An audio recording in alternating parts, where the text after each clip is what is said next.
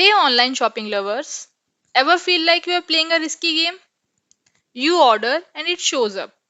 A total disaster. Today, we are tackling Myntra's big issue, that is sizing inaccuracies. Let's create a killer PRD that can turn things around. And by the end, you'll know how to nail the complex product problems like a pro. Let's break it down. Myntra faces a staggering 25 to 30% return rate because of the sizing issues. That's money down the drain. Imagine the frustration of opening a package only to find it doesn't fit. Our mission: create a PRD that enhances the sizing accuracy, boosts the customer satisfaction, and drives the sales.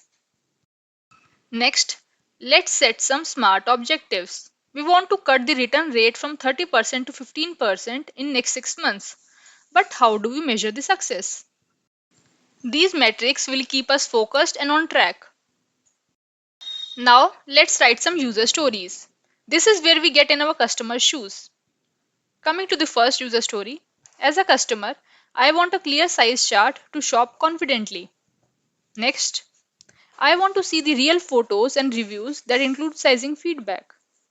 And lastly, I want a virtual fitting tool to see how the clothes fit before I buy. So these stories keep the customer at the heart of our PRD and their experience matters. Now, let's turn those stories into the functional requirements.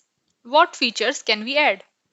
These are not just the extras, they are essential for the smooth shopping experience. Now, please give it a minute, pause the video, and please go through the pointers.